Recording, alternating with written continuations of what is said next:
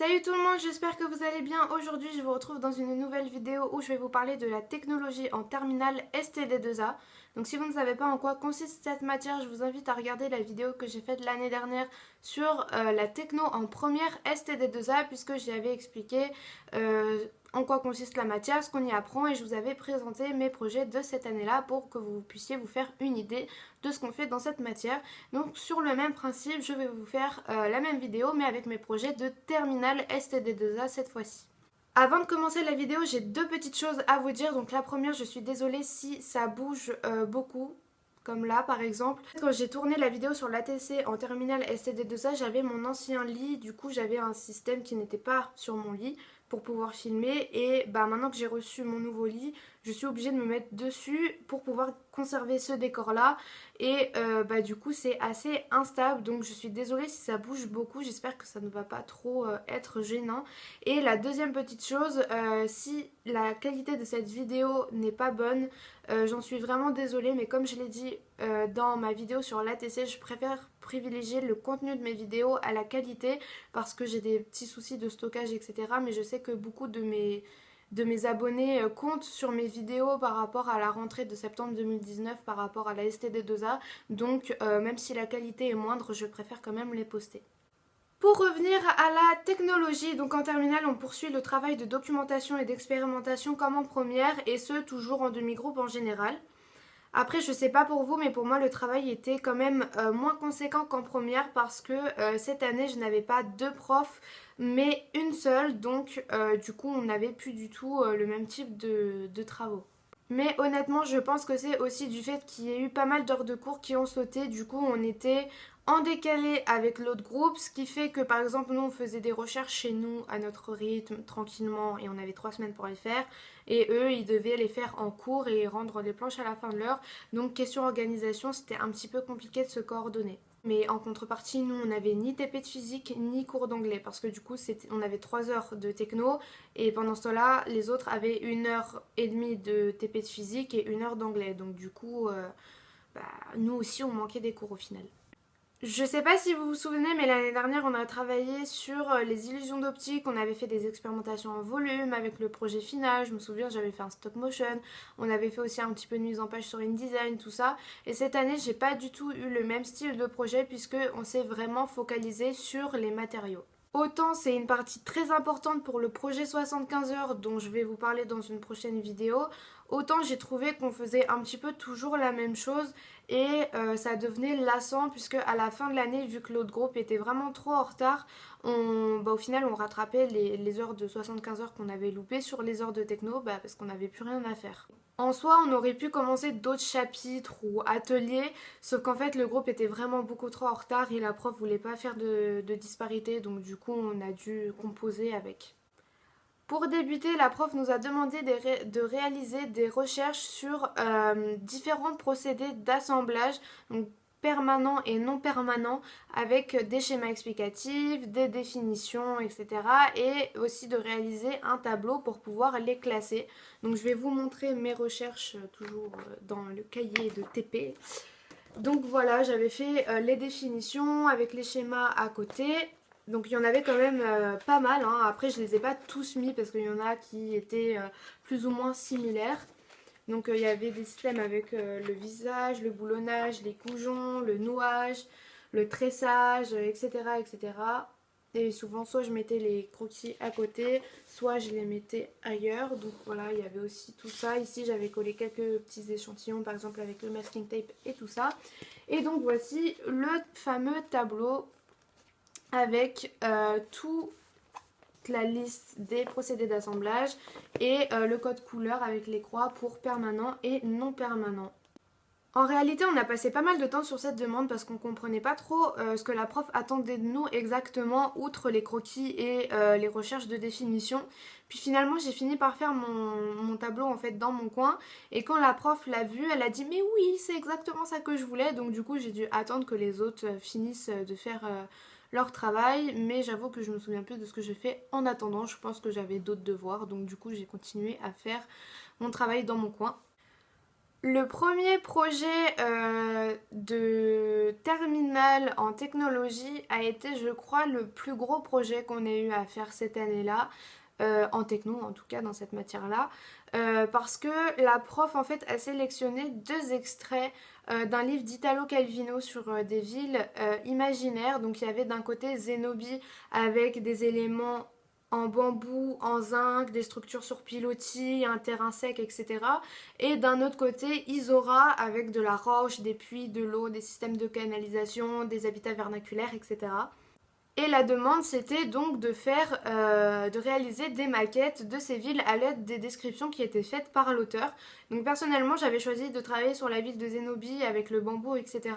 parce que c'était un matériau que je n'avais pas utilisé auparavant et que je trouvais intéressant de tester, etc. pour faire des maquettes. Donc j'ai choisi cette ville-là. Et donc voici ma maquette. Donc voilà, j'avais fait différents types d'habitats, j'avais fait la grue, j'avais fait la canne à pêche comme dans l'extrait, le petit système ici qui marche, hein, au passage. J'avais essayé de faire en sorte que ça soit un petit peu ludique, même si en soi, bon, je voulais pas trop qu'on touche à ma maquette parce que j'avais peur qu'on la casse, etc. Comme tout le monde, je pense, à peu près. Mais voici la ville de Zenobie que j'ai faite. Après, j'avoue que la prof aurait préféré qu'elle soit plus grande et que je me concentre essentiellement sur un habitat en particulier puisque c'était davantage ce qui était demandé.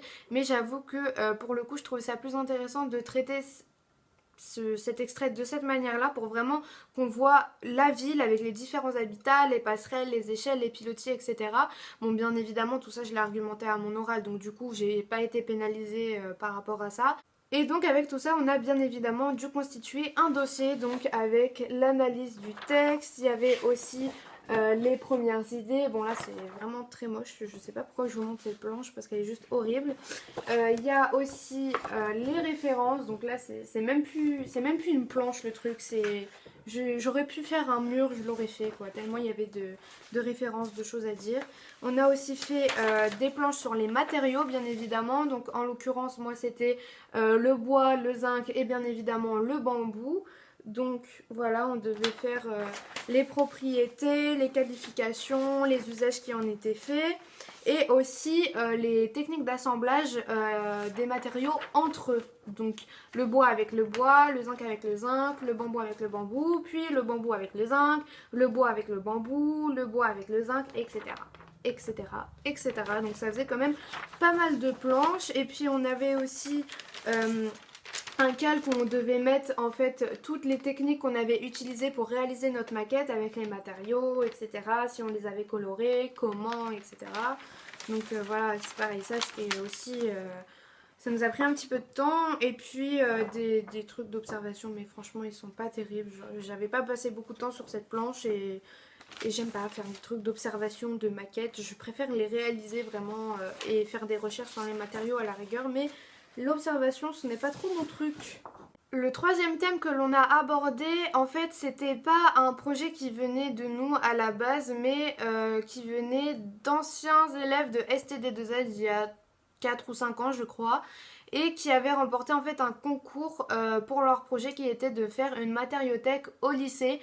Étant donné que la réalisation du meuble en lui-même a mis pas mal de temps vu que notre prof a fait appel à un designer, l'établissement ne l'a reçu que cette année scolaire du moins puisqu'on l'a reçu au mois de décembre.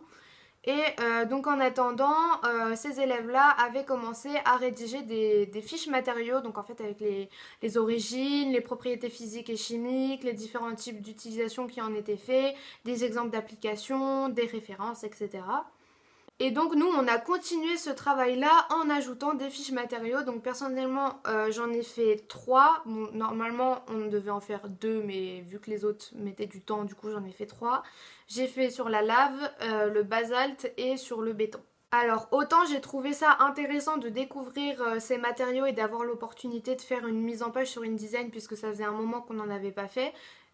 Autant j'ai trouvé que c'était un projet assez impersonnel parce que d'un côté j'avais l'impression de m'approprier un projet qui n'était pas le mien et d'un autre j'avais le sentiment qu'on se servait de moi pour alimenter le projet de quelqu'un d'autre. Donc j'avais quand même des sentiments assez partagés pour ce projet-là. Après, je dis pas que je l'ai pas aimé, hein. Franchement, c'était intéressant, j'ai trouvé ça sympa et tout ça, mais c'est pas le meilleur projet qu'on ait fait, quoi. Ensuite, on a fait un atelier de brasure à l'étain. Donc en fait, la demande c'était de fabriquer des petits accessoires comme des bagues par exemple, à l'aide de fils de cuivre, de fils de laiton et de plaques métalliques en acier. Donc d'ailleurs, j'ai fait une petite vidéo dessus. Si je la retrouve, je vous la mettrai en ligne. Malheureusement, je ne peux pas vous montrer mes réalisations parce que je ne sais pas où je les ai mises, très honnêtement. Mais j'ai fait des croquis, des énormes croquis en fait, par rapport aux journées portes ouvertes. Donc voilà ma planche d'observation, clairement. Donc comme vous pouvez le constater ici, j'ai essayé de reprendre l'identité visuelle de l'album Love Yourself, oui c'est ça, de BTS. J'ai essayé, hein, parce que c'est pas exactement ça, je sais. Ici il manque un truc. Bref, et j'avais fait celui-ci avec une grille métallique derrière et du cuivre. Et ensuite on devait prendre des photos, donc faire un espèce de petit atelier photo. Donc je les ai collées bien évidemment dans mon cahier. Donc j'avais fait avant, après. Et voilà, j'avais les autres juste ici. Donc j'avais en fait utilisé des échantillons de tissu qui étaient dans la matériothèque comme fond en fait pour prendre mes photos. Alors normalement dans ce genre d'atelier, de projet, on fait les recherches et ensuite on fait l'atelier, sauf que là vu qu'il y avait des histoires de vacances ou je sais plus trop quoi, on a fait l'atelier et ensuite on a fait les recherches. Donc la prof nous avait demandé de faire des recherches sur certains types de soudure. Donc il y avait bien évidemment la brasure à l'étain par rapport à notre atelier, mais il y avait aussi la soudure au laser, la soudure à l'arc et la soudure à résistance électrique. Comme vous pouvez le constater, j'ai fait mes planches sur InDesign puisqu'il y avait pas mal de petits éléments, de petits schémas, de petites informations à mettre, etc. Et vu qu'il y avait les volumes à rendre et les croquis, du coup ça allait plus vite pour moi de le faire sur InDesign. Et ensuite on a travaillé sur le moulage, sauf que malheureusement on n'a pas pu faire l'atelier parce que en fait le groupe 2 était vraiment très en retard et que c'était la toute fin de l'année. Donc du coup on s'est essentiellement concentré sur les recherches. Donc en fait on devait faire des recherches sur les différents types de moules, les matériaux utilisés, ainsi que sur les techniques de moulage, notamment le moulage en coquille, le moulage à la cire perdue dont la prof nous avait demandé de parler plus précisément. Donc voici mes planches, donc ça c'est la technique du moule en sable, voilà, qui est schématisée. Donc je m'étais servi d'une vidéo que j'avais trouvée sur YouTube. Et le moulage, donc ici le moulage en coquille et ici le moulage à la cire perdue. Donc comme vous pouvez le voir, j'ai écrit beaucoup plus petit que sur mes planches que je fais en temps normal. C'est tout simplement parce que de base je les avais fait sur InDesign. Mais vu qu'il n'y avait pas de contraintes de croquis d'observation, de volume à rendre, etc. La prof m'a demandé de les faire à la main. Donc du coup je les ai refaites à la main, même si de base je les avais faites sur InDesign. Mais du coup j'ai quand même conservé mes planches sur InDesign. Et je les ai aussi imprimées en A4 pour les coller sur mon cahier pour pouvoir avoir un suivi un petit peu plus clean de l'ensemble du travail que j'avais fourni cette année-là. Et la prof nous avait aussi demandé de faire des recherches sur la fabrication des bouteilles en verre et en plastique, donc avec les techniques industrielles et la technique de moulage traditionnelle, notamment utilisée par Ron Mueck, donc référence qui est sur le compte Instagram si vous voulez la retrouver. Donc voilà la planche que j'avais faite avec les schémas par rapport aux bouteilles en plastique, les bouteilles en verre et la méthode traditionnelle utilisée par Ron Mueck. Donc pour ça on s'était aidé d'un film vidéo, je sais plus trop quoi, bref c'était un DVD de la prof où il montrait en fait comment il faisait ses moules, etc. Et on a fini l'année là-dessus parce que en fait il fallait qu'on fasse notre dossier de synthèse de 75 heures. Donc du coup on utilisait les heures de technologie pour pouvoir le finaliser et pouvoir avancer, parce que quand même 3 heures dans la semaine comme ça à rien faire, à attendre que l'autre groupe rattrape son retard. Bon, c'est pas comme si on avait un truc COEF 16 à faire à la fin de l'année pour le bac. Donc bon, comment vous dire qu'on en a profité pour pouvoir continuer notre dossier de synthèse. Voilà tout le monde, cette vidéo est maintenant terminée, j'espère qu'elle vous aura plu, j'espère que vous aurez appris des choses. Si vous avez des questions, n'hésitez pas à me les poser en commentaire. Toutes les informations concernant ma page Facebook, mon compte Instagram, pardon, mon adresse mail, etc. seront en barre d'infos. Et sur ce, je vous dis à la prochaine pour de nouvelles vidéos sur la ST2A. Bye!